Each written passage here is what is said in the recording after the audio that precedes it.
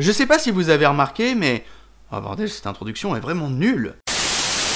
Depuis la nuit des temps, l'homme a complètement oublié qu'il était pas en déesse de philo. Bon allez, on recommence. On reboot? LOL. Bon, vous savez, le cinéma, en plus d'être complexe, ça évolue beaucoup, que ce soit techniquement, avec le passage de la pellicule au numérique, ou du muet au parlant, ou encore dans la manière de raconter une histoire. On connaissait par exemple surtout les sagas comme Star Wars, Le Seigneur des Anneaux ou encore Jurassic Park, mais récemment une nouvelle manière de raconter les histoires au cinéma est apparue. Et justement, aujourd'hui, on va en parler dans cette vidéo. Aujourd'hui, on remet les compteurs à zéro pour parler des univers partagés.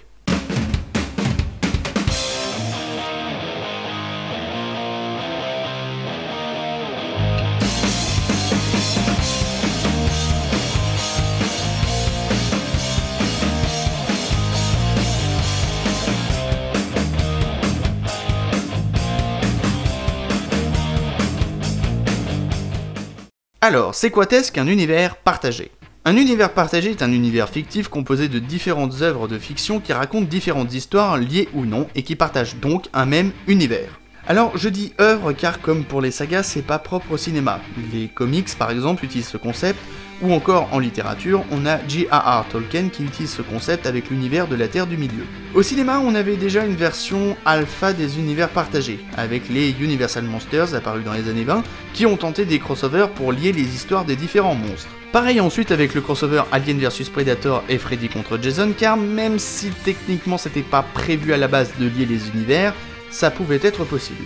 Alors ceux qui ont vu la vidéo du Joueur du Grenier vont me dire qu'il y avait aussi le Mondo Cinematic Universe, mais à l'époque le terme Shared Universe ou univers partagé n'était pas non plus très répandu. Et pour cause, il faudra attendre 2012 et le succès commercial titanesque d'un crossover monstre pour qu'une véritable mode soit créée. Et je parle bien sûr d'Avengers 6ème film du Marvel Cinematic Universe. En effet, suite à la sortie de ce film et à son succès notamment commercial, d'autres studios de production ont voulu créer leur propre univers partagé, comme par exemple le Monsterverse, l'univers partagé Godzilla King Kong américain, le DC Extended Universe, univers partagé des super-héros DC, le Dark Universe, univers partagé et reboot des Universal Monsters, qui n'a eu qu'un film mais bon, le Cloververse, l'univers des films Cloverfield, et parce que même la France s'y met, le Nouvel Aventure Cinématique Universe, que je renommerai Paye ta putain d'exception culturelle française. Alors, j'en oublie peut-être, mais il faut savoir différencier saga et univers partagé, car justement, un univers partagé peut être composé de sagas.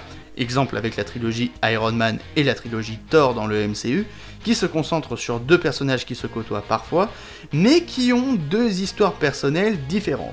Pareil avec le terme univers cinématographique, Marvel Studios utilise ce terme pour nommer le MCU, mais certains univers cinématographiques ne sont pas des univers partagés, comme par exemple la saga Jurassic Park / World, qui est une saga, donc c'est pas un univers partagé. Vous remarquerez d'ailleurs que je n'ai pas cité les films Star Wars et Le Seigneur des Anneaux, car justement, ce ne sont pas des univers partagés, ce sont des sagas. Pour Le Seigneur des Anneaux, l'exemple est assez intéressant parce que, en fait, l'univers littéraire est effectivement un univers partagé, car par exemple, le Silmarillion raconte différentes histoires qui n'ont pas forcément de lien entre elles, et qui du coup nourrissent un univers partagé. Mais pour l'univers cinématographique, on est clairement plus dans la saga. Alors là, certains vont parler du Hobbit, sauf que le Hobbit est une trilogie prequel, qui garde des personnages connus, et qui par le retour de Sauron par exemple, s'inscrit dans la continuité du Seigneur des Anneaux en lien direct. Donc le terme saga reste beaucoup plus proche que le terme univers partagé. Et pour Star Wars, bon déjà les épisodes numérotés montrent que eux font partie d'une saga, donc ça c'est évident. Et pour Rogue One et Solo, ce sont des films dérivés, qui s'intègrent dans la continuité des autres films. Solo n'est ni plus ni moins qu'un prequel pour le personnage de Han Solo, et Rogue One, par la mission qui était littéralement un extrait du texte défilant, s'inscrit dans la continuité de Star Wars. Et désolé pour les fans de l'univers étendu, mais la différence de support fait qu'on ne peut pas parler d'univers partagé dans ce cas précis, car là on parle des univers partagés cinématographiques. Mais si on considère l'univers étendu aussi, effectivement, là ça fait un univers partagé.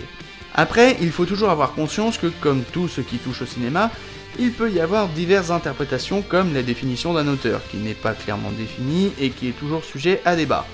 Mais dans ce cas précis, La définition d'univers partagé vient des codes donnés par les exemples cités précédemment. Et un des codes retenus dans tous ces exemples cités et qui revient tout le temps, c'est la multiplicité des histoires. Dans le MCU, on suit plusieurs histoires propres à un héros ou à un groupe qui sont liées à une grande histoire, ici la guerre des pierres d'infinité. Dans le Monsterverse, pareil, avec Godzilla et King Kong et leur affrontement annoncé. Dans le DC Extended Universe, pareil, même si ça manque parfois un peu de logique. Dans le Cloververse aussi, même si aucun crossover n'est a priori programmé, on suit différentes histoires liées à un univers. Ou ici un multivers du coup. Et dans les nouvelles aventures Cinematic Universe, le titre, le design des affiches, la façon de raconter les histoires, cette photo, l'humour et l'accueil critique montrent que les histoires partagent un même univers. Bon, pour le Dark Universe, j'en ai pas vraiment parlé parce que heureusement que le film fait tout pour montrer qu'il lance un univers cinématographique, parce que vu qu'il n'y a qu'un seul film et donc qu'une seule histoire, c'est pas forcément évident de parler d'univers. Donc il est plus qu'évident que ces univers partagés se démarquent des autres façons traditionnelles de raconter une histoire, et que suite au succès d'Avengers, une nouvelle mode est née. Et je pourrais m'arrêter là. Mais il y a beaucoup plus à dire. Pour beaucoup, en effet, les univers partagés ne sont pas une bonne idée. Pour une raison simple, ils nécessitent souvent un plan. En effet, si on prend pour exemple la phase 1 du MCU, on se rend compte qu'il y a un plan. 5 films pour développer un background et des personnages, et préparer un crossover, donc il y a une direction à suivre, histoire d'être cohérent. Ainsi, le problème serait que les univers partagés et leurs lignes directrices bloquent la liberté d'un réalisateur. Et non, je me suis pas planté en utilisant le conditionnel, car c'est pas si simple que ça. Bon, déjà, suivre un plan, c'est pas un problème en soi. Ça permet de garder une certaine cohérence et de ne pas faire n'importe quoi, donc c'est pas nécessairement une mauvaise chose, bien au contraire. Et surtout, le problème principal qu'on oublie avec ça, c'est que le problème vient du fait qu'aux États-Unis, ce sont les producteurs qui ont le contrôle sur la production d'un film. Et c'est surtout ça qui est un frein à la créativité et à la liberté artistique d'un réalisateur. Il faut aussi garder à l'idée que tous les exemples cités sont des projets d'univers partagé composés de films de commande. Le MCU a popularisé l'univers partagé, et c'est le succès commercial monstre d'Avengers qui a ouvert la voie pour une raison simple et évidente. L'argent. Ah bah clairement, faut pas chercher plus loin. La preuve avec DC, qui avait déjà essayé de lancer un univers partagé avec Green Lantern suite au succès d'Iron Man, et bordel, même dans les affiches ça se voyait, mais en voyant le succès d'Avengers, ils ont retenté le coup et lancé leur univers partagé connu sous le nom de DC Extended Universe, qui a eu le droit dernièrement à son propre crossover. Ne pas parler de ce film, ne pas parler de ce film, ne pas parler de ce film, ne pas parler de ce film, ne pas parler. Mais tous les univers partagés ne suivent pas forcément le principe du plan et ne sont pas créés dans un but uniquement économique, comme par exemple le Cloververse, dont les films sont liés par un univers commun, mais ne suivent pas un réel plan, les histoires étant très indépendantes. Bon, après, on peut pas non plus parler de vrais films d'auteur, car même si J.J. Abrams chapeaute le projet et que certaines de ses gimmicks sont visibles, notamment le côté mystérieux, on reste beaucoup dans l'idée des films de commande. Mais ça ne veut pas dire qu'il est impossible qu'un jour, quelqu'un, un auteur, un artiste, créera, dans un but principalement artistique, un univers partagé qui n'aura pas pour but premier de rapporter de l'argent.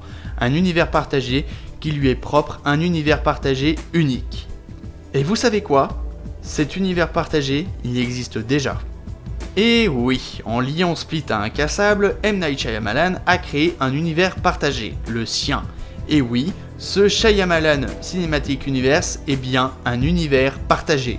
Il raconte différentes histoires liées à un même univers, qui auront d'ailleurs le droit à un crossover en 2019, Glass. Et c'est bien un univers partagé dont la création vient bel et bien d'un auteur. Shyamalan est d'ailleurs également producteur des 3 différents films, puisque tous les 3 ont été coproduits par sa société. Et ça prouve bien une chose, un univers partagé n'est pas forcément un générateur de fric. Ça peut aller au-delà. C'est un nouveau moyen de raconter une histoire, quelque chose de nouveau, qui ouvre la voie à une infinité d'œuvres cinématographiques différentes. Bref, c'est un outil nouveau à la disposition des cinéastes. Il ne limite en rien la liberté artistique des auteurs et comme tout outil, ce n'est pas de lui que dépend la qualité de l'ouvrage qu'il permet de créer. C'est de la main de celles et ceux qui le manient. Voilà, à très bientôt, ciao.